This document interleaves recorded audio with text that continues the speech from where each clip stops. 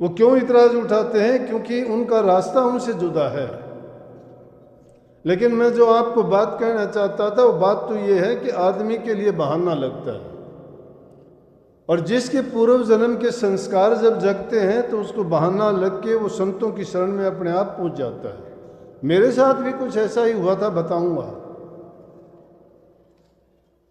तो वहाँ गांव का नंबरदार था जिसका नाम जीता था। लोग जाके कहने लगे, नंबरदार ये तो गलत बात है, आप नंबरदार हो गांव के, उसको जाके कहो कि गांव में ये काम ना करें, नहीं तो ये अच्छी बात नहीं है। औरतों का इतना आना जाना, ये तो ऐसा ही लगता है अच्छी बात नहीं है। और बोले कि इसको तो निकालो, नहीं तो ये तो इनकी संख्या बढ़ती जाती है दिन प्रतिदिन। बोला कोई नहीं, कल चलेंगे। बोले आ जाना, जब उनका सत्संग का इकट्ठे होने का टाइम हो आप मेरे पास आना, हम सब मिलके चलेंगे और उसको मैं निकाल दूंगा। अच्छा, गांव में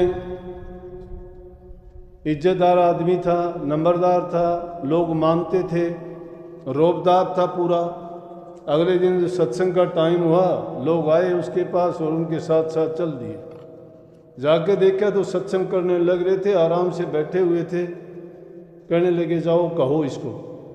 बोला कि अब तो समझदार आदमी समझ से काम लेता है। कहने लगे अभी सत्संग है, बोल रहे हैं, किसी की बात में दखल देना बुरा है, आराम से बैठ जाओ, सत्संग के बाद बात करेंगे। वो गीसा संत सत्संग करते रहे, वो सत्संग सुनते रहे।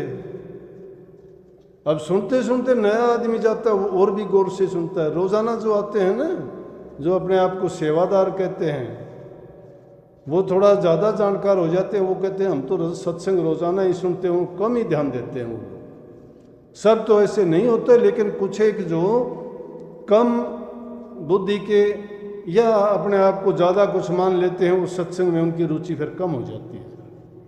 वो सोचते हैं हम तो रोज़ाना सत्संग में ही होते हैं, हम तो सेवादार ही होते हैं, हमें तो दिनोद में मिल जाता है, हम तो साथ में ही रहते हैं, हमें क्या ज़रूरत है, हम तो अब सेवा में लग गए, यहाँ वो करेंगे वो करेंगे। वो बैठ भी नहीं सकते। तो नया आदमी जाता है, वो बड़े गौर से सुनता है, क्योंकि उसको नई नई चीज़ जब दिखाई देती है तो वो उसको जांचना भी चाहता है, परखना भी चाहता है, उन बातों को तोलना भी चाहता है। अपनी बुद्धि में उनको ये परख करना चाहता है, विवेक से उसको जानना चाहता है कि इसका तात्पर्य क्या है कहने का, क्या इससे हमें लाभ होगा। वो सुनता रहा गौर से, उसने सुना कि बात